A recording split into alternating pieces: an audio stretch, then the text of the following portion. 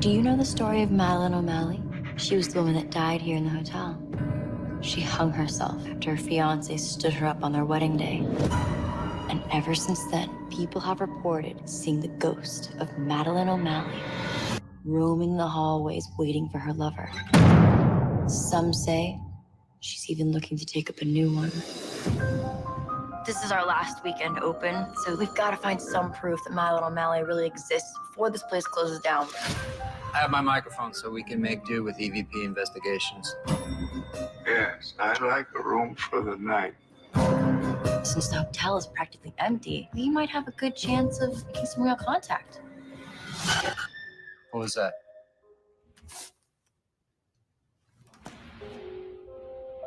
Did you hear that? Hang on.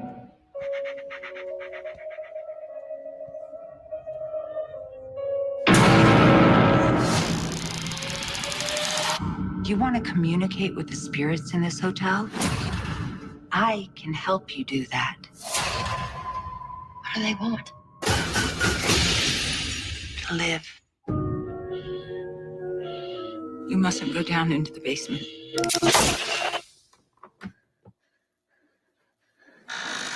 Under a blanket of blue, just you and I beneath the stars, under the arms of sweet romance, the night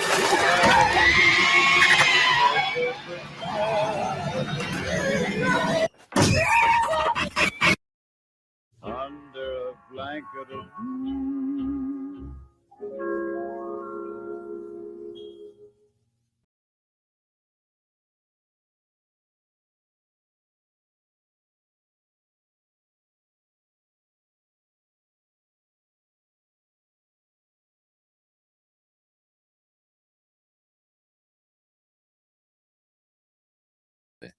Talking away, my mic's muted.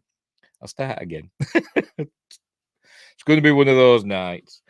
Hey up, it's Steve from that old Yorkshire geek, and welcome to Friday Night Appointment with Fear. This week we're doing the Innkeepers, and as I was saying, while my mic were muted, I was caught unawares. I forgot to get the trailer up for the Innkeepers, and we don't need to watch the film now because pretty much everything. Everything that's in the trailer is the best bits of the film, to be completely honest. But anyway, right. So, welcome to the show. Before we start, don't forget, like and subscribe, share the videos, drop a comment, hit the notification bell if you're subscribed already. We're live on YouTube, Rumble, and Twitch. Later on, I'll upload it to Spotify, Amazon Music Podcasts, and Google Podcasts. I'm also on Facebook, X, and Instagram. Links are in the description, as are the links to my 2 books. Sod it, I plug them again. Mercury Rapids, light-hearted sci-fi action adventure, silent predator, short horror novella about big cats. They're on Amazon, Amazon, Kindle and paperback. And Joshua's here. Hey, he should be off celebrating Thanksgiving, but welcome to the show. Yay! Oh, hang on, no, I can't be bothered. So you haven't missed anything. We haven't started yet. So Innkeepers, or The Innkeepers, a really good film from Ty West, one of my favourite directors. We saw Ty West recently. I can't remember what week. Was it last week? Might have been last week. I can't remember. When we did Your Next, or the week before, whenever, he was actually in Your Next. So here he is acting as a director. Does that make sense? I don't know. He's directed this. He wrote, directed, and edited The Innkeepers. And the film came about because another film that we've covered on Friday Night Appointment with Fear is House of the Devil. Also written and directed by Ty West. And while they were filming that, they stayed at the Yankee Peddler Inn in I forgot bloody where it is now. Torrington in Connecticut. They stayed there while they were filming House of the Devil, and apparently they had some experiences. I don't know what. I don't know if they've ever gone into it, but something weird happened. So that inspired him to write the screenplay for the Innkeepers. It's not bad. It's set at the Yankee Peddler Inn, and it's called the Yankee Peddler Inn. But it's not. The story is not really based around The true story of the Yankee Peddler Inn, which we're going to look at now. We're going to look at this website I found. I'm sure there's better ones, but this one will do. About the Yankee Peddler Inn. So I'm going to read this first. We're going to read an article before I get on with the film. That's different, isn't it? Right, off we go. Hang on, let me make this full page. So, there we go. This is something new. So we go. Connecticut's Yankee Peddler Inn is among the most haunted places in the nation. Haunted places in Connecticut are certainly not in short supply. If you're a fan of the paranormal, the Nutmeg State is the place to be. We've got all kinds of places where goblins and ghosts allegedly lurk. One spot that's spookier than most is the Yankee Peddler Inn in Torrington. This now defunct hotel has not welcomed guests in years, but the building and urban legends surrounding it still remain. It's so scary that a horror movie was even filmed here. Yay! Which we're going to watch. So, well, not watch, but you know what I mean. Check out the story of this haunted hotel in Torrington, Connecticut below. Yes, we're going to. The Yankee Peddler Inn was once one of the most popular hotels in Torrington, Connecticut. It was opened by Frank and Alice Conley in 1891, though it was called the Conley Hotel at the time. The hotel remained in the Conley family for many years before shuffling from owner to owner. The name was changed to the Yankee Peddler Inn in 1956, and there it is. That's what it looks like, I presume now.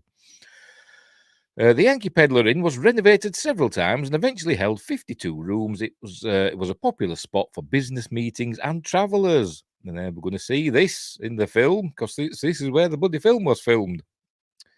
Over the years, a number of rumours surrounding the inn, and if you believe the stories, a number of ghosts roamed the halls. It was said that the original owner, Alice Conley, passed away in room 353 of the hotel. Remember that number, it comes up in the film. Guests reported hearing her roaming the halls, perhaps still checking up on her tenants each night before bed. Those brave enough to stay in room 353 have reported hearing strange sounds in the night. Even in other rooms, guests claim to have had strange dreams while staying in the hotel, or seeing lights cut on or off on their own accord. The hotel has such a spooky history behind it that it was the filming location of a 2011 horror film called The Innkeepers. The Innkeepers. And there's a still from it with the lovely Sarah Paxton heading up the stairs. Fittingly enough, the movie's about a haunted hotel in its final weeks of operation. Its final weekend, actually. The Yankee Peddler Inn closed down in December 2015 for what was supposed to be a 7 to 9 month renovation period. The work that was needed was much more extensive than originally thought, and the historic property has still yet to reopen. Sadly, its future remains uncertain. Well, if it's haunted, surely they can make lots of money from renting it out to ghost hunters. That's what other places do, don't they? Like these derelict buildings. There's ghost hunters. They'll pay through the nose, won't they, to spend a night in these places. Anyway, there's a trailer that we've just watched. Did you ever stay at the Yankee Peddler Inn when it was open? No, I didn't, because I'd never been to America. But, you know, it's on the bucket list. Not that I'm ever going to do anything that's on my bucket list. Right. So, off we go. Let's get on with the film, shall we? Hang on, let me get rid of this. Let's get on with the film. As usual, as I always say, by the way, I put... Oh, that hurt. Oh, the pain then in my side. Is it ghosts? As I always say... Oh, crikey, that hurts. Hope I'm not getting appendicitis or my kidneys are packing in. As I always say... No, not that time. We'll not be watching the film in its entirety because I'd get into trouble with YouTube. There's me. There we go. We'll be watching a series of stills. I may play the occasional clipette. So off we go. Right, add to stage. Right, off we go. Let's see if the film's going to start playing. Here it comes. It's showing the bloody end of it. Why are you showing the end of it? Start again. There we go. Right, we're off. All right, pause. Right, we're off. Get through the company logos. There we go. Dark Sky Films, Glass Eye Picks. And we're off. And there's the Yankee Peddler Hotel, or as it was known then, the Conley Hotel, back in the day in Torrington, Connecticut. And we're going to see some photos of it over the credits. Photos of the interior. All very nice and spooky. By the way, yes, it stars. I don't know. Was it going to show? Was it stars Sarah Paxton? No relation to Bill Paxton. As Claire, Pat Healy as Luke. They're the two main characters. But the most famous actress in the film is Kelly McGillis, whose name we've skipped over. Can't be helped. But hey, we're seeing photos of the inn. I say it's a real place. Let's get through all the producers. There you go. Writer, director, editor, Ty West. Chapter 1, The Long Weekend. The hotel is closing down. The owner is in Barbados, and it's left in the hands of the two staff that are left. As you can see, it's a 3-story hotel. There's a ground floor. You call it the second floor. We call it the first floor over here. Above the ground. We've got ground, first and second for us, but for you it's 1, 2, 3. I admit your way makes more sense. Anyway. The third floor is, by the way, we don't know what's going on up here, but the third floor is closed because all the rooms have been stripped. The hotel is closing after the weekend. So there's only, at the beginning of the film, there's only one room let out, but we'll find out about that. Right, so here we go. Here's Sarah Paxton, who they've made look as plain as possible for this film. She's a super glamorous actress. She's been in lots of like teen movies. She was in a film called Shark Night. The only other film I can think that I've seen her in is Shark Night, and she spends much of that film in a bikini. But they've kind of not uglified her, but made her look a bit plain. She's as you can see, not wearing any makeup or anything. But anyway, she plays Claire. Anyway, she's one of the staff along with Luke. What are you up to? Soon as I start, bloody princess. So we're introduced here to Claire and Luke. There he is, the two people running the hotel for the weekend. Because it's the last weekend it's going to be open, they're staying there. And it turns out, spookily enough, play on words, that they are ghost hunters, amateur ghost hunters. Luke claims to have seen the ghost of, is it Madeline O'Malley? I think it's Madeline O'Malley. Let me double check. Yes, Madeline. God, I remember the name. I've seen the ghost of Madeline O'Malley, which is like the fictional version of. I forgot her name. That Connolly. I forgot her name already. Hang on, I'm gonna have to find it now, aren't I? What am I doing? Just bear with me. Let me get rid of that a minute.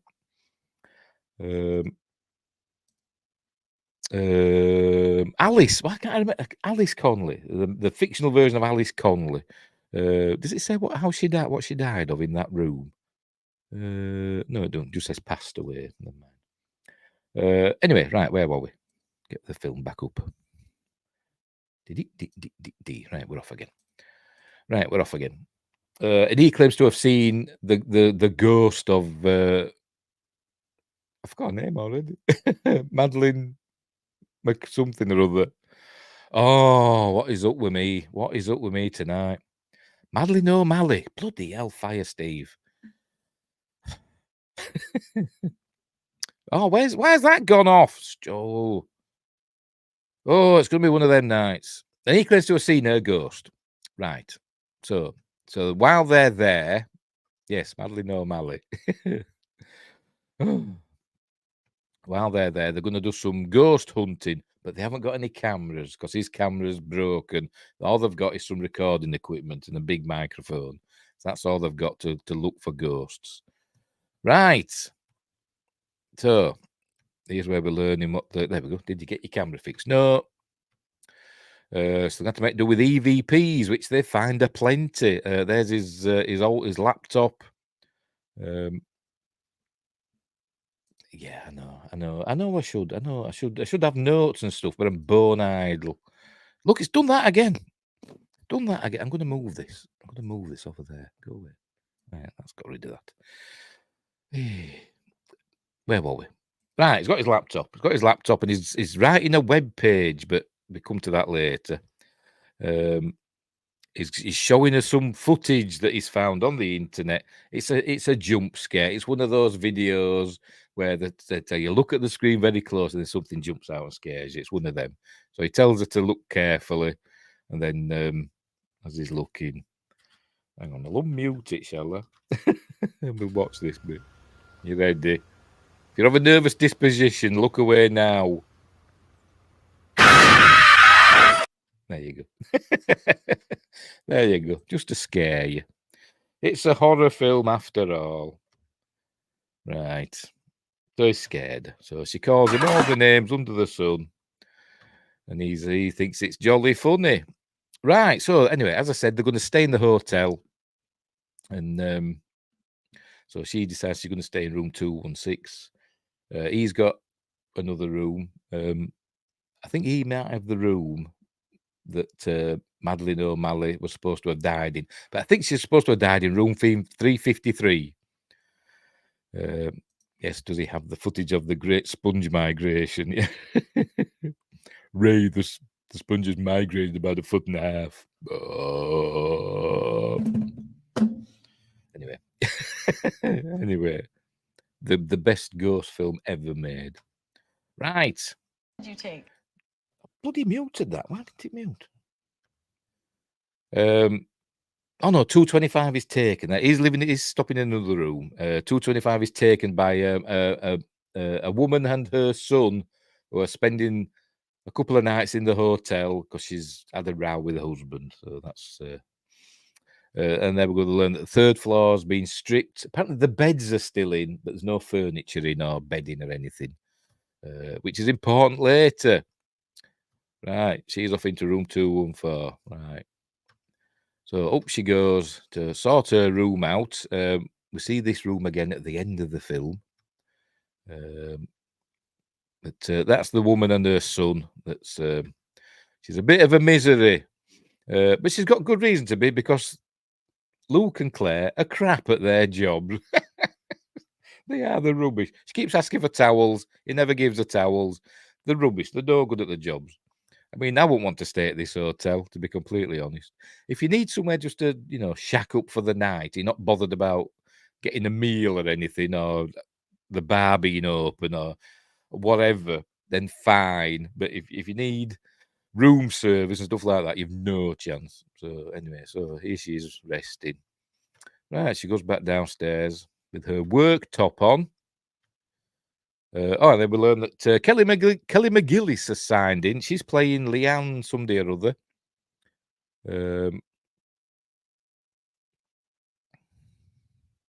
Boy, howdy, she's a rough one. Yeah, that mother, yes. Anyway, Kelly McGillis has arrived. She's playing, I've forgotten her name, Leanne Rhys-Jones. That's it, Leanne Rhys-Jones. Who's a retired actress. She was in a fictional TV show and I think a movie. But now she's a spiritual healer. She's into crystals and stuff like that. She reckons she's psychic. So she's in town to do a talk at some convention, and she's staying there at the Yankee Peddler Inn. There you go. She's saying she's fangirling it. Leanne Rhys-Jones, and there you go. So he's saying he knows all about it. He also knows all about the other woman, and she keeps saying, "How do you know this stuff?" And he keeps saying, "Because they told me." He says, "Why are you surprised?" I talked to the guests. Because he's a bit of a knobhead, to be honest. Here he was looking at showing his website he's setting up, and to be honest, it looks like a website I'd do, I'm rubbish at designing websites. I don't understand all this new website code and stuff to get all this flashy stuff. Like I said, tables and pictures, and that's about as much as I know with websites. But he's setting up a website about the inn and the ghost stories connected with it. But I don't know. It's obviously he likes Claire, and we learn that later on. And I suspect he might have just done this just to keep her interested. But anyway, or maybe he had an interest and she just kind of had the same interest, and he's surprised by it. Right, the phone rings. She wants some towels. Does Leanne, Lee for short. That's been called Lee. So Claire's going to take up some towels to her fan person. Hero, that's it. Heroine, whatever. Right, so there you go. Super fan. So she's taking the towels up, and then hang on, does she do the? They have this thing. She's going to go running back now. Is it? Oh no, must have been before. Is it that bit? Yeah, she goes running. They have the thing where they go running around. They've got to ring the bell before the other has a chance to move it. It's a thing. It's a thing. Right, she's up. She's got to let herself in because she's in the shower. So why? She obviously phoned down and said, "Can you get me some towels?" So why did she get in the shower before she had the towels? Don't know. But there we go. She gives her the towels, and then she fangirls at her, says, "Oh, I'm a big fan." Blah blah blah. She takes the money off her, the tip, and then she says, "I'm a really big fan." Blah blah blah. But she's a bit off with her, and it's nice to see. I say Kelly McGillis, this big '80s glamorous star, wasn't she? Top Gun, Witness, and all. Was it Witness she were in? I think it was, wasn't it? One of these films where she was a glamorous star. She's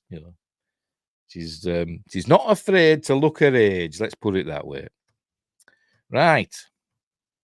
So, and she plays a good part in this. So she's a bit off with Claire. She does apologise later. But anyway, right. So off she goes. So he says here, kind of made me feel like an asshole. There we go. Right. So what they're going to do next?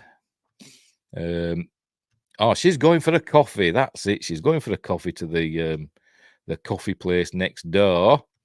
Here she is. So she looks at the menu and it says like one-eyed cyclops, whatever that is, some sort of coffee they've got. And she says, "Are all cyclopses one-eyed?" And the young girl don't. Elizabeth, spelt with a Y, obviously, doesn't understand. But then she starts talking. Oh, this is she orders a coffee. Look, and then she starts going on about a boyfriend and going off to the lake, whatever. There you go. And Claire zones out, and then we cut straight back to the hotel. There she zones out. Back at the hotel. But I'm trying to get through to stuff happening because it's a great film, but not a lot happens in it for quite a while. So I'm trying to get through it quite quickly. Here they're just talking again. It's more character stuff. We learn that that he's dropped out of college, and I don't think she's ever. Neither of them have really amounted to much in their lives so far. He's obviously older. She's in her early 20s. He looks to be probably pushing 40. Right, he's off to bed. They're going to do a 7 at night or 7 at morning, etc. Doing them shifts. So he's going to bed. She's going to do the first night. So fair enough. Oh, and she asks him to leave the laptop, and she says her book sucks. So he does. He leaves the laptop. He tells her how to be careful with it. He says the thing about yes, it's definitely a slow burn. Says Joshua. It is definitely. He's left the recording equipment charging, and she says, "I know how to use it," and then she instantly forgets how to use it. But never mind. He goes running for the bell, but she's too quick for him. Anyway, so off he goes. Right. Hang on, is it going to show it? Or is that later? Might be later. Is it? Yes. She's playing cards, and then she goes to look on his internet.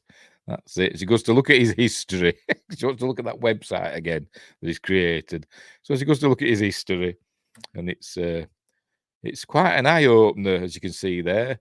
Butt Crumpets, home of the original Triple X, Jolly Jumping Them, Jerky Blasters, the Spank Shaft, Hot Young Teens, etc. You get the idea. And then down at the bottom, Real hauntings. That's the one she wants. So she's not impressed, obviously. Right, so she's going looking at real hauntings. There you go, the Yankee Peddler. And she's going looking at that. Let's read this, because I've never actually sat and read it. The torture chair. The peddler is home to many strange and unusual pieces of furniture and decoration. This bizarre chair is my favourite. There are metal rails attached, clearly meant to restrain unwilling victims as they are tortured. This orb is such a victim. All right, so whether a picture of an orb, I never noticed. Go on, show us. That must be. Is that the torture chair? Don't know.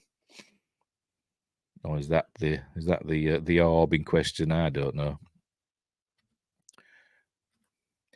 What the stairwell orb, traveling between floors. I'm not a big fan of orbs, to be completely honest. Traveling between floors in the dead of night is not recommended. If you do, you may be accompanied by one of the peddler's permanent residents. I'd order room service instead, just not tonight, because they're useless. Anyway, she ends up watching a video. She looks at these, then we go to a video. This is room 353, which we're going to see later.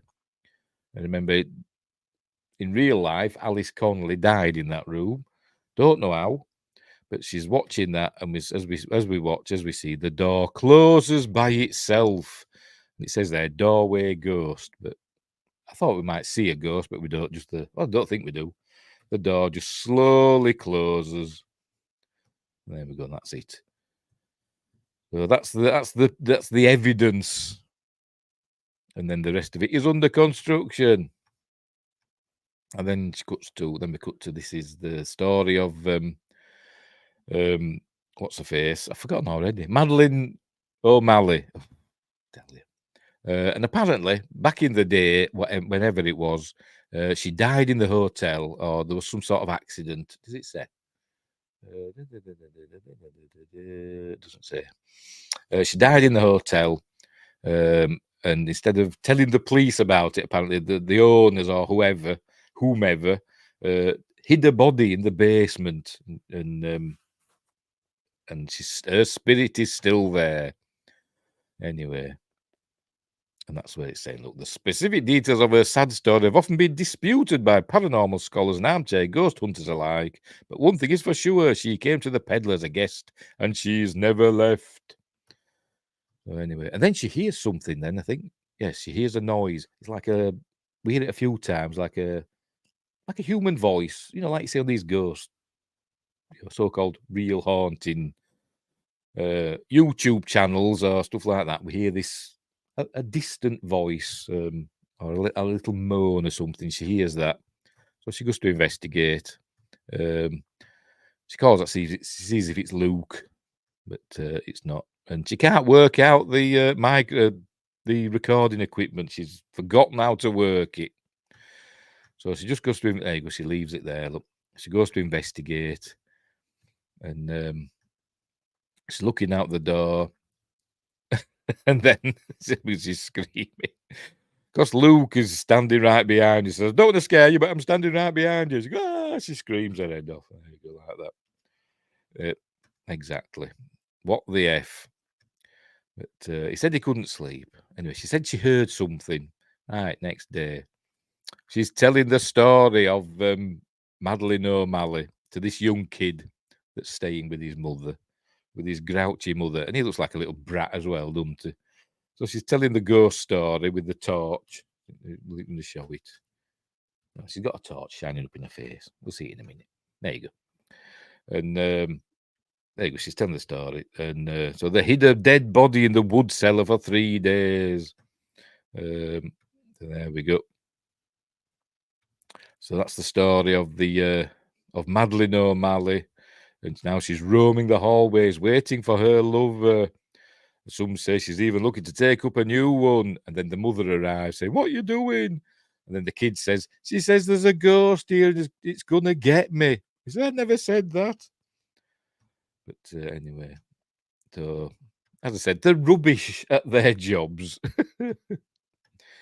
So she's asking for towels again. They're in room 225, and he don't get up and get. Why don't Claire get her the towels?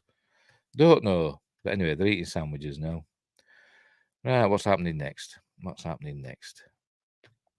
Oh, this is where he's telling the story of how he saw Madeline O'Malley in the hotel. But I was jaded by the time I was that kid's age. Oh dear. Oh dear. Where were we?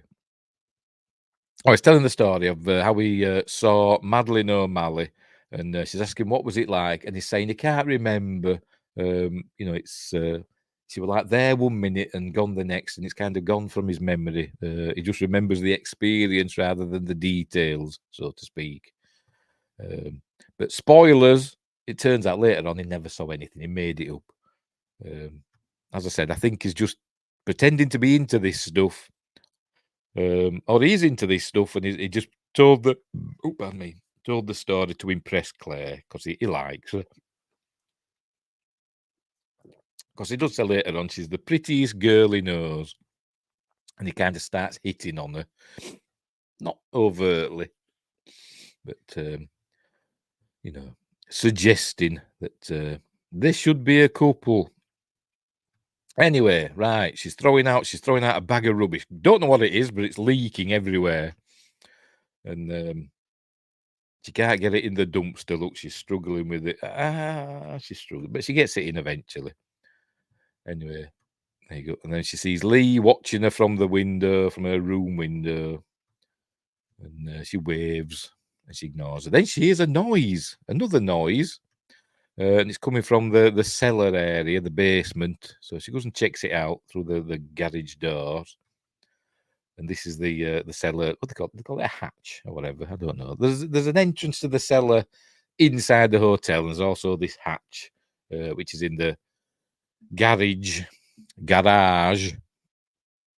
Anyway, she hears a noise, so she opens it up, and then a bloody big pigeon flies out in a minute. I think it's a pigeon. It flies out and scares the willies out of her. So she says, "Crikey, what were you doing down there?" And then she hears the noise again. She looks down. She calls down. There's nobody there, so she closes it and padlocks it.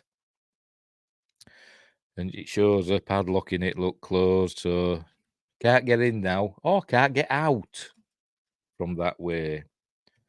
Right, she goes back in. Luke's nowhere to be seen, and then here he comes out of the bathroom. He's going back to bed. He's left a list for her, places to record, do EVP sessions, and then he says he's going to bed. He's taking his laptop, so she says, "Enjoy your internet porn." Pause.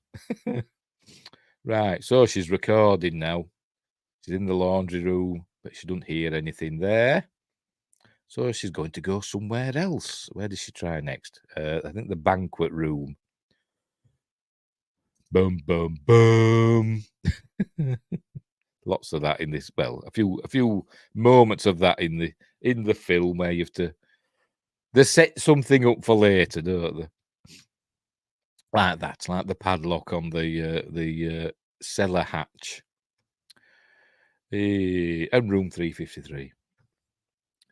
Right, so she doesn't hear anything here, so she says she's going to the banquet hall. So she starts recording again, and this time we start hearing like static and stuff, as though there's that interference and that, very faintly. And then you can also hear little, like, I'm getting chills, little like voices or like little, like somebody moaning or something, or somebody crying or something like that, but really faint. You've really got to hear it. And I don't know if she hears it, to be honest, but it's there. Or maybe the cat was snoring. I don't know, but but then she hears piano music. There you go, and she can hear piano music. So she gets up in a minute, and she's ready. And she just follows it. She can hear the piano playing. There's a piano in the is it the lobby or whatever they call it. I've not stayed in many hotels in my life. Can you tell? So she follows it, and you can hear it. And I thought at first, is this the actual score of the film? But then I realised, no, it's actually she can actually hear piano music playing. So she follows it, and then as soon as we see the piano, the music stops. So she like says, "Madeline O'Malley, is that you playing the piano?" And then she goes up and looks at the piano, and we see the keys. Oh, let's see, 1, 2, 3. as we're watching, it goes dong. There you go. Them keys play. So she goes running up to Luke's room, pounding on his door. She never knocks. You know, like you knock on the door like that. She never does that. It's always the ball of a fist pounding, boom, boom, them sort of. Not a She does it again later, and I'm like, knock, woman. Why are you pounding? Anyway, she's pounding on the door, making lots of noise. I don't know if that were written into the script. Them both making a lot of noise. Because apparently when they were filming this, the cast and crew actually stayed in the hotel to cut costs. Actually stayed in the hotel, and all the members of the cast and crew, I presume Kelly McGillis and this old fella that we see later on, and that, actually complained a bit because the younger members of the cast and crew used to like staying up all night partying and making lots of noise. Anyway, so she gets him up, and he says he's obviously bleary-eyed. And she says, you know, the piano was playing by itself, and I think it was Madeline O'Malley, and she's scared. So he says, all right, I'll go get dressed. She sees him in his underplugs. And when she sees that, it calms her down. She says, actually, I'm going to be fine. So she says, okay, then I'll be down in a couple of hours. So she says, okay, then, right. And then she closes the door, and then we see Lee's watching. She said, yeah, do you mind keeping it down? And then she kind of freaks out, does Claire. Says, you know what? There you go. She said, just get off my back. And I thought, what's so weird? She's a guest. You're supposed to be nice to her. There you go. And she's saying that she's just recorded unexplainable phenomena. It's like going on like this. So leave me alone. I thought, no, that's not how you talk to a guest. Even if, well, the crap at the jobs, aren't they? Have they stayed? I presume they've worked there for a while. How have they done that? Or does she just not care because it's the last weekend? Anyway, Lee says, come in here, follow me. So she goes in and follows her. And have a little drink. Says, you need a drink. Because she's a bit of a boozer, is Lee. And I think she gets a crystal out now. I think she apologises for being a bit iffy. The first meeting, I'll just leave that there, taking a swig of, I presume it's vodka. She really probably pounds because she's so slight, and a knock wouldn't be heard, probably. She'd probably break her knuckles, wouldn't she? Anyway, supposed to knock, not pound. Anyway, she says she can help her, so I think she gets a crystal out here. Yes, she does. She gets a crystal, a pendulum, and she says, you know, ask your questions, and the pendulum may, you know, esoterically reply, so to speak. And I think Lee. I don't know if Lee's a real psychic or if she just thinks she is. I don't know, but anyway, so she calls out to Madeline O'Malley. Oh, even by the way, she does all this spiel about there's no ghosts. We're all part of the universe. We're doing the David Icke thing. We're all the energy of the universe. We are all the Godhead. The universe is in us, and we are the universe. Blah blah blah. We're like a drop of water in a mighty ocean, sort of thing. It's that. She's just going on about that. There you go. Blah blah blah. If you believe that sort of thing. Anyway, she does the pendulum. It says, ask what you want. And so she asks if it's Madeline O'Malley playing the piano. And she says, you've got to concentrate, close your eyes. So as she's concentrating, we see the pendulum start to swing. She could be doing that, couldn't she? But you never know. Anyway, and the pendulum starts to swing. And then obviously the spirits begin speaking to Lee. And she says, there's 3 of them here. But that's obviously not true because I think we only see 2. Spoilers. But as I said, I think she's talking out of her ass. I don't think she's really a psychic. But she does mention the basement. But that's a story that everybody knows. You know, if you're into that sort of thing, I suppose you know about the Yankee Peddler. Or she could have just looked it up. Couldn't she? Anyway. So, this comes to nothing. And she says, you know, Can't help you anymore. Right, so where are they now? Oh, aye. She's having a shower. And of course, she's no towels. So she gets into bed. Oh, and this is where we see this is where we get his first spooky thing. Is it real or is it a dream? We don't know. She wakes up in the night and she sits up. She's tossing and turning. And she sits up. And then as she's sitting there you go. Somebody sits up next to her, and this is where we first see Madeline O'Malley. Ah! Looking, nice. Was she a bride? I don't know. I don't know if it said that in the story that she was a bride. Yes, I was thinking I was going to say that. Is it real or is it memory? That popped in my head. It did, but I restrained myself. Anyway, so she screams, jumps up, turns on the light, nothing there. So was it a dream? We don't know. And then her alarm clock goes off. And then she screams again in like a bit of bad acting and runs downstairs and calls to Luke. By the way, it said 1:30, so it must be 1:13 in the afternoon. Remember, she's been doing the night shift, so she's been sleeping all morning, I suppose. And she runs out to Luke, and then we see there's the mother and the son are there. And we see that Claire's standing there in a knickers and t-shirt. There we go. She's very shapely, I must admit. I wouldn't cover my eyes, to be completely honest. As I said, Shark Night, she spends most of the film in a bikini, and you can see why. Anyway, chapter 3, a final guest. I can't remember what chapter 2 was. Never mind. Right, so the final guest is going to arrive soon. There you go. She's fed up. They're drinking coffee. She's not sure about, she says it could have been a dream where she saw Madeline O'Malley in her bedroom, but she said the piano was real, that were real with the piano. And she recorded it. And even Luke says he's listened to the recording and, he says there's got to be a rational explanation for it. But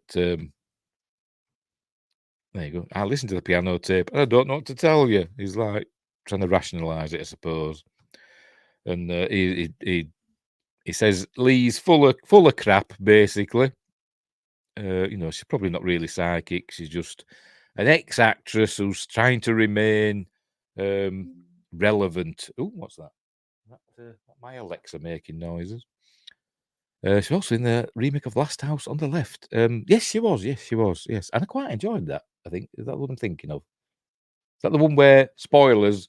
They put the baddie's head in a microwave at the end. I think that's that one, isn't it? Which I quite enjoyed that. Right. There she's asking, why aren't you more intrigued by this? This is supposed to be his thing. This is his bag, isn't it? But so I think as well, he's not really into it. I think he's just trying to impress Claire, to be completely honest. Then the bell rings on the counter, so he goes to. We see that there's an old man who wants a room for the night, just one night. He's asking specifically for room 353. Remember the real life room that Alice Conley passed away in, and I think it's supposed to be the room that Madeline O'Malley died in, because we see her again in that room. Right, and she looks as though she hanged herself. Oh yes, because she said earlier on when she was telling the kid the ghost story, she said she hung herself. She didn't. She hanged herself. Said the right word, woman. She hanged herself in that room. And I don't know if she did say room 353. She might have done. I can't remember. Anyway, this is where they're trying to explain to him that there's no furniture or bedding or anything in those rooms, but there are still beds in. So she suggests that if he doesn't mind, if he's determined to want that particular room, because he does say, I've travelled a long way, and this is what I want. Behave, you princess. She can get some sheets as long as he doesn't mind staying in a room that's got no furniture in. Fair enough. And he says, yes, that's what he wants. And he pays cash. They ask him if he's got his credit card, and he pays cash. I don't think she said the room number, didn't she? I can't remember. But we do see her hanging in that room later. Anyway, this old fella, oh God, what's his name? The actor's name, old man, George Riddle. I think he's an amazing actor. He's got like such a sympathetic old voice. Like I say, he's great actor, and such, his face is amazing, screen presence and all that. Proper old actor. And he pays cash, and they say, well, we need a credit card in case there's damages. And he says, no, I'm paying cash. I say, whatever. So, he gets the sheets. Does she give him a blanket? Maybe it's nice and warm. I don't know, but she don't get any blankets for him. There's duvets and stuff there. Why does she get one of them? It might be cold. He's an old man. He don't want a few sheets, does he? Unless it's summer. I don't know. So anyway, this is where we learn. Room 353 is where he spent his honeymoon with his wife. We learn that his wife just passed away. So anyway, off they go, up to room 353. Remember, this is a room where the door closed by itself. Right. Oh, pardon me. And then she says, if you want to move to a room with a TV, just let us know. And she doesn't go in and start making the bed. I mean, I'd have said, she doesn't even offer. She said, shall I make the bed up for you? She should do, shouldn't she? She's a member of staff, for Christ's sake. No. And but no, he just takes the sheets off her and closes the door. So anyway, there we go. Right, now they're getting a bit drunk and a bit squiffy with their Schlitz. Is it Schlitz? I don't know. We don't have that here. So they're getting a bit drunk. Lee comes back from presumably a conference she's been to, a convention, and Luke just takes the piss. Basically, he does just takes the piss, and he asks her about being psychic, and she says, it's a bit like deja vu. You just seem to know things, but he doesn't believe her. And then he he says talks about her drinking, and anyway, whatever. So he's a knobhead. He's a knobhead, is Luke. Right. So what's happening next? Right. Oh, right. Yes, they're carrying on their EVP stuff, but this bit is a bit of a fun thing, I think. He's asking, is it this bit?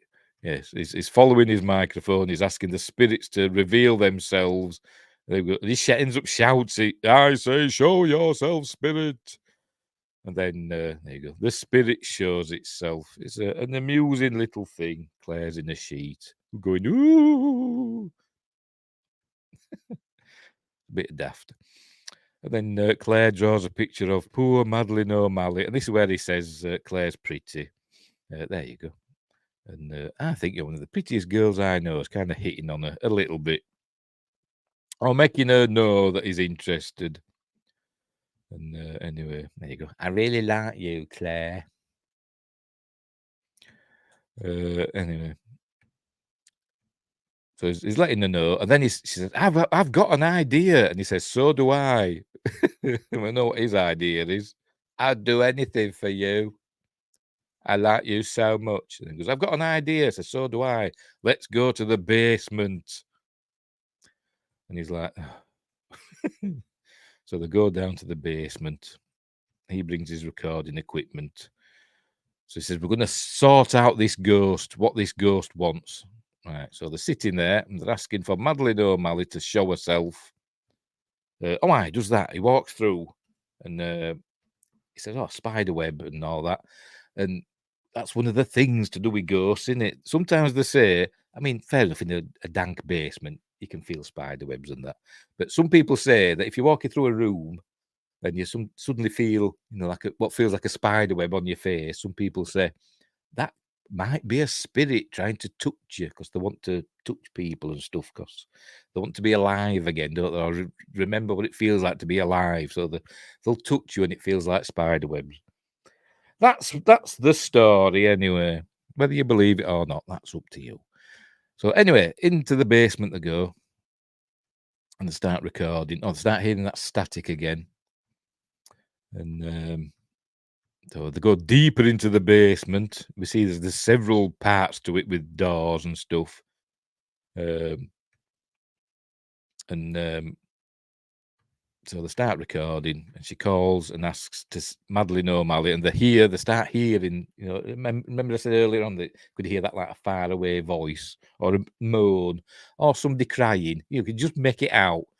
It's a sound that's just quiet enough for you not to be sure what sort of sound it is. It's one of those sorts of sounds. Anyway, so they start hearing that, and they see the needle on the recording thing move. There you go, moving. And he starts to freak out a bit, does Luke? He starts to freak out. And then she says, I don't know. Let's see, they feel a breeze go across, and he just says that's the wind. And then she says, she's standing right behind you. And I thought, wow, he's up against the wall. So I don't know if Claire sees Madeline O'Malley, because we don't see her. But Luke freaks out in a minute. When she says she's standing right behind you. This could be that bit. There you go. And he freaks out. He says, that's it. There you go. And he runs out. And he says, I've got to get out of here. And she says, what are you talking about? This is what you want. You know, this will prove that what you saw was real. He says, I never saw anything. I made it all up. He said, I don't want anything to do with it anymore. It scared him. And he goes out and bloody drives off. Leaves her by herself. Away from his job. So that's him sacked. I know the place is closing, but but she's got to look after two guests now. By the way, the mother and son have buggered off. They've gone back to dad. So they're not guests anymore. So it's just the old man and Lee now. But she's still got to look after them, hasn't she? So she goes and basically breaks into Lee's room. She knocks, you know, she does the pounding. She doesn't knock, you know, she pounds on the door. But Lee's not answering. Because she's in a bit of a drunken stupor, as you can't see from my fat head. On the table here, there's lots of little miniature bottles of booze, empty. So she's drunk herself to sleep. So she lets herself in, and she's like, wakes her up. She's like, Lee, and then she's shaking her. So she wakes up eventually. She says, what are you doing in my room? Go away. So I need your help.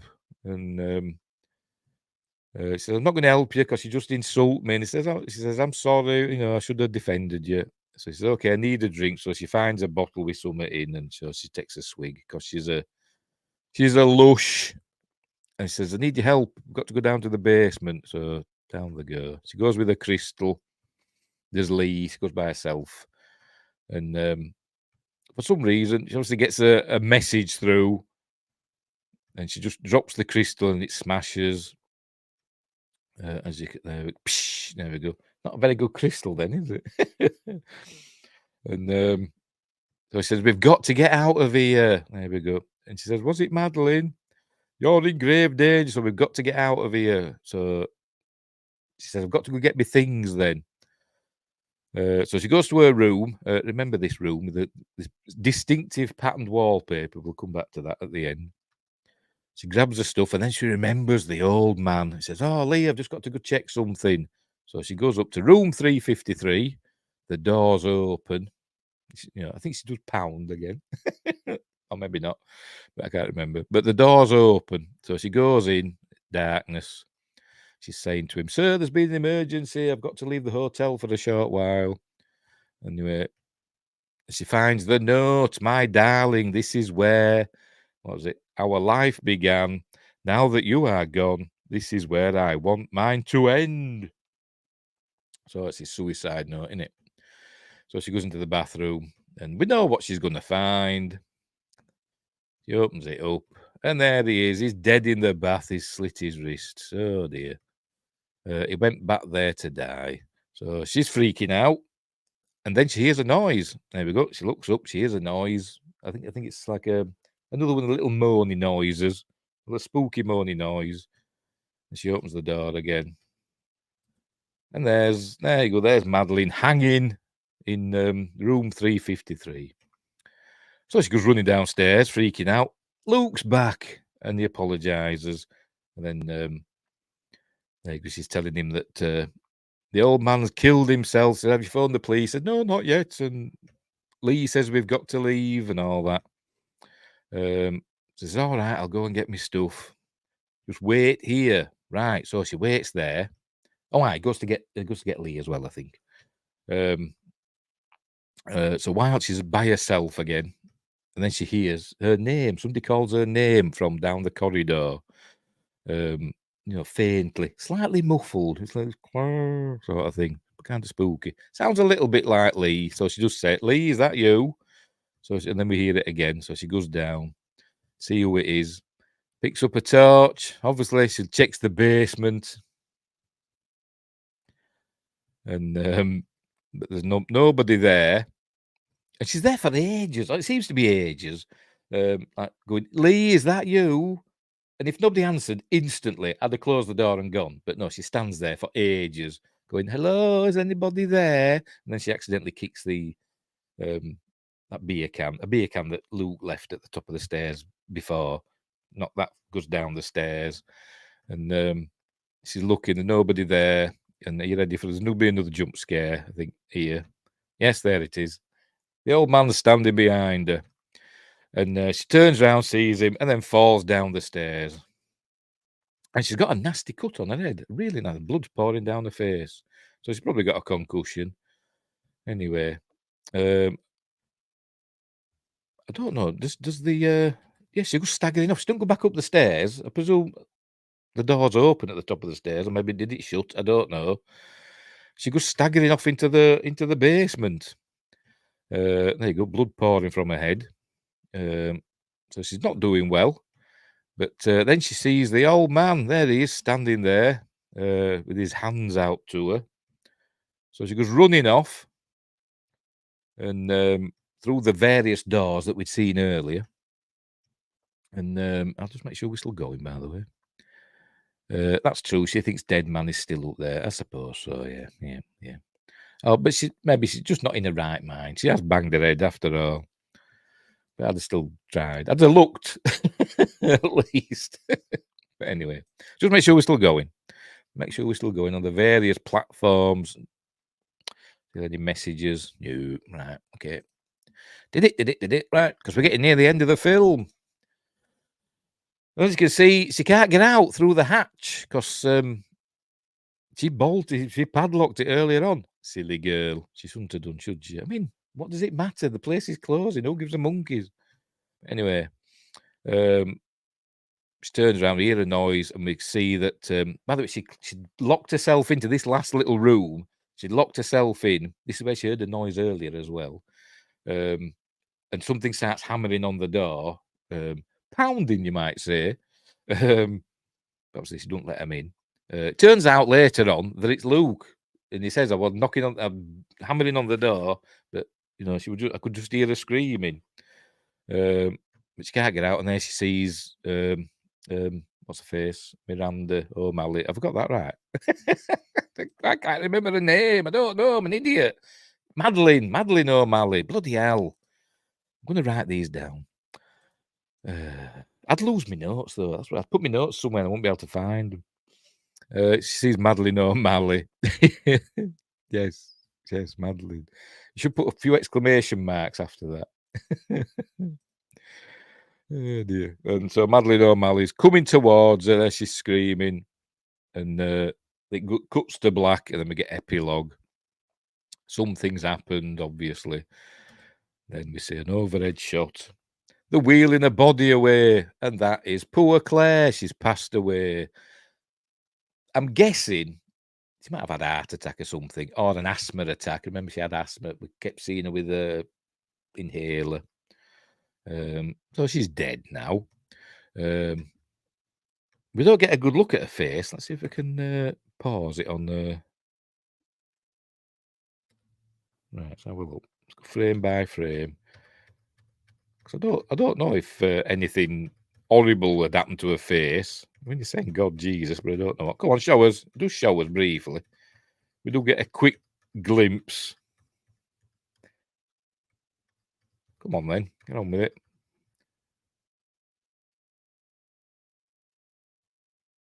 Come on, before you cover her up. Here we go. Is it going to show us? There we go. No, nothing wrong with her. She's got a head wound from falling down the stairs, but no, nothing else wrong with her. But we see it's Claire, poor Claire. And this is where he tells him that he could hear her screaming. He would hammering on the door, to let him in, but he could hear her screaming, and he tried to knock it down, but he wasn't strong enough. There you go. And what was that? This was at the bottom of the stairs. Oh, it's an inhaler. Yeah. So she's had a heart attack or some asthma attack or whatever, and passed away. So, right. So he's got to go and get the policeman asked him to go and tell the actress. That's how he calls her, the actress, that they need her. So he says, "Okay, I'll go and get her." So off he goes. They're bringing the old man's body down. So up he goes. All right, he sees Claire's room doors open. So he goes in and he sees Lee's there looking out the window. And he says, you knew this was going to happen. He says it in a kind of a accusatory manner. You knew this was going to happen. You could have done something to stop it. And she said, no, nobody. Nobody could stop what was going to happen. So anyway, she comes out, they get in the car, drive away, and then we end going back to Claire's room. And I'm going to see if you can see it. Right. I'm just going to play this and see if you can see it, and then we'll go back because we see Claire. I'll just play it. If you know where it is, you know where it is. You know where you're looking. But it does take a while. But Claire is there, and then the door slams. Is it playing?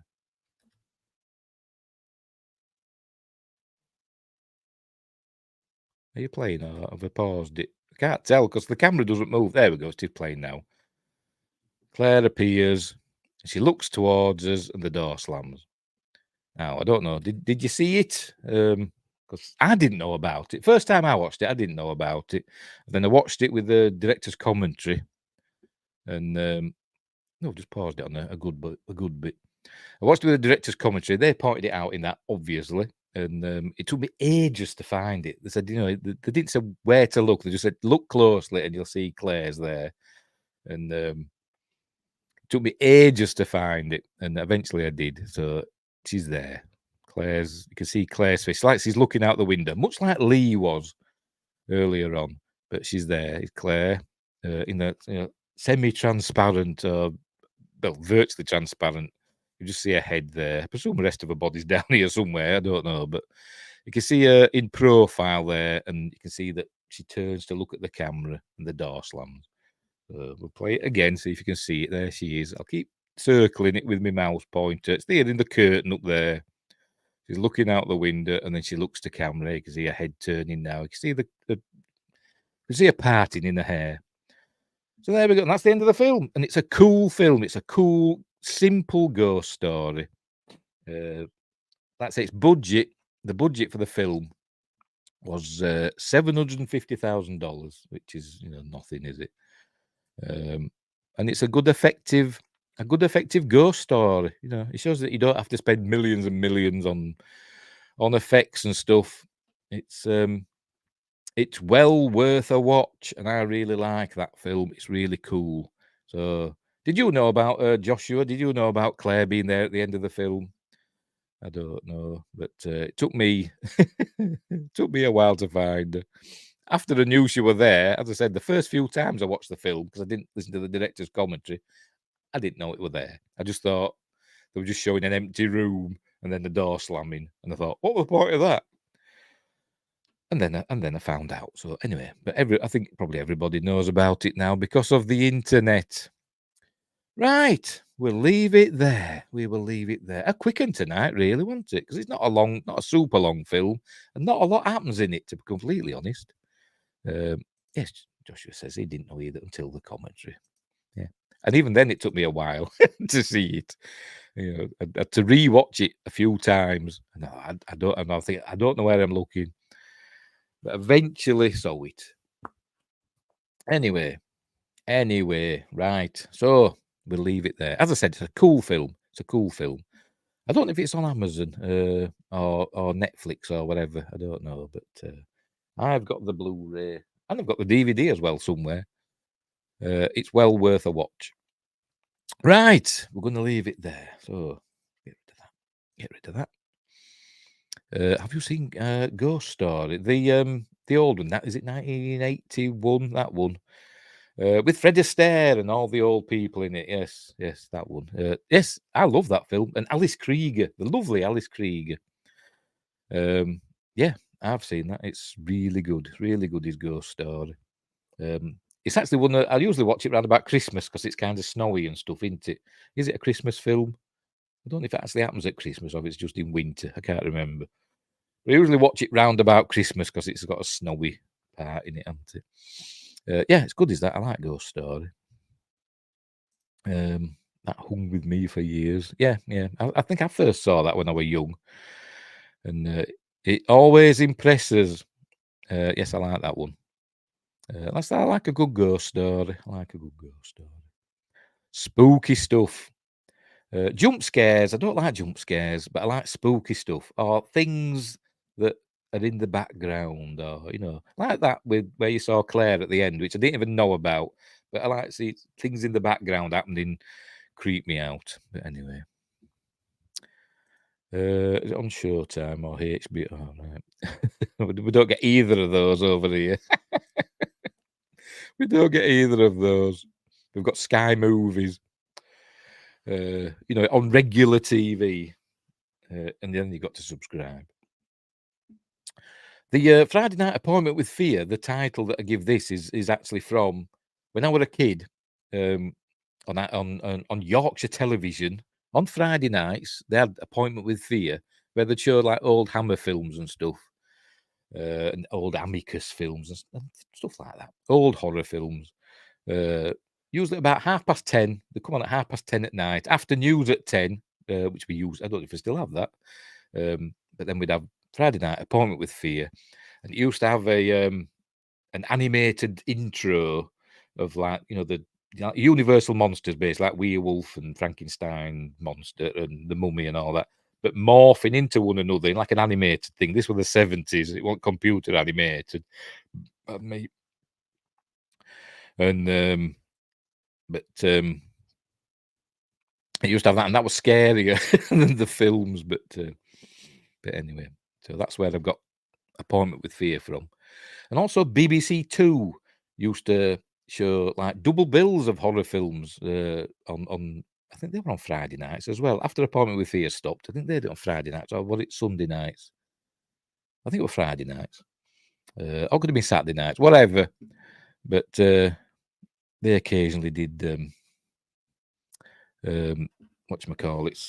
double bills of horror films. That used to be fun. I'm going to see if I can find it. I did send off a letter. I think we've talked about it before. Oh, hang on, it's not there anymore. Hang on. Just bear with me.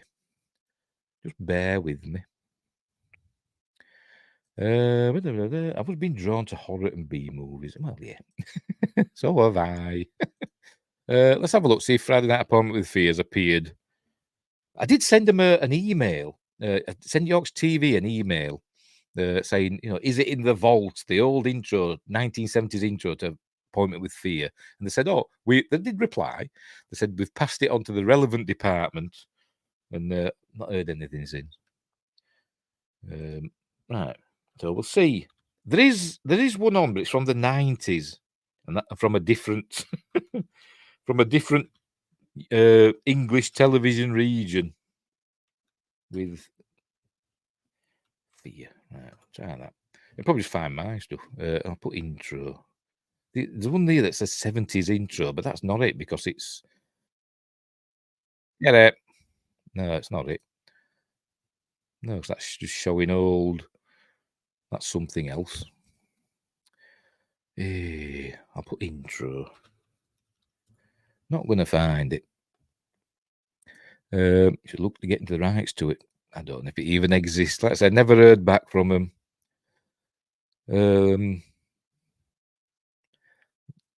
So the closest one, the one that's got music, is this the one? I think there's one here that's got, yeah, it had that sort of music near it, but it was different graphics. I know you can't see it. I don't know if you could hear it, but it had like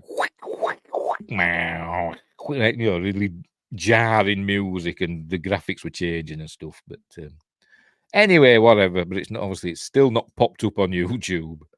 And I wish it would. I wish it would. It's got to be somewhere, hasn't it? You'd have thought somebody had recorded it. Is this the?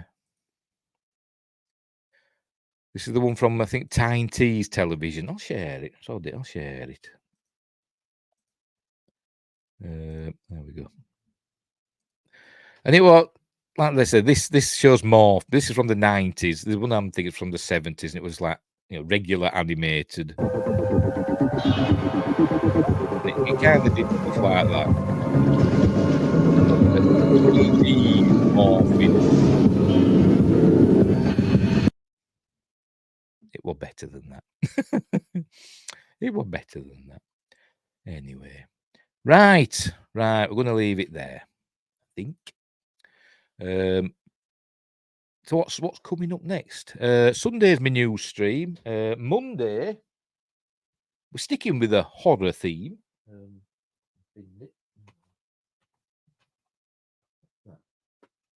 Bear with me. Totally disorganized. Monday, for Magnificent Monday, we're doing. I don't. Is it a horror film? I don't class it as a horror film. We're doing Renfield anyway. It's got horrific moments in it, but you know, a lot of films that aren't horror films have horrific moments in. It's got Dracula. Is it a horror? I don't class it as a horror film. But next week's Friday Night Appointment with Fear is Sleepy Hollow, and I definitely class that as a horror film. Kind of light-hearted, but it's more. I think it's more of a horror film than Renfield. That's next week.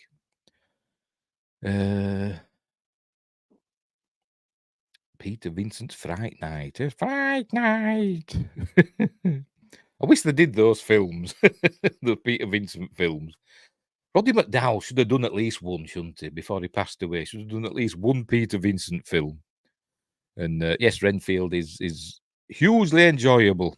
I went in with no expectations, and I thought it was amazing. I thought it was a lot of fun. I really enjoyed it. So that's on Monday, and next Friday is Sleepy Hollow, which I think is Tim Burton's best film.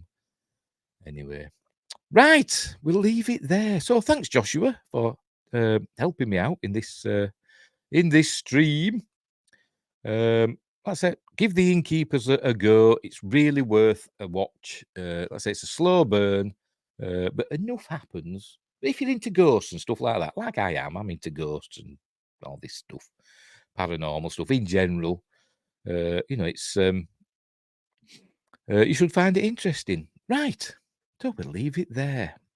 Yes, we've got a great week of movies ahead. What you up to? You be naughty. That princess is being naughty. Anyway. Yes, well, it's much appreciated when you should be enjoying your Thanksgiving. But anyway, we don't have that here, unfortunately. We've just had bonfire night, but that's not really a thing, really. But not a thing that everybody's into. Right, so we'll leave it there. So, thanks for watching, wherever you are. Don't have nightmares. And until next time, I'll see thee.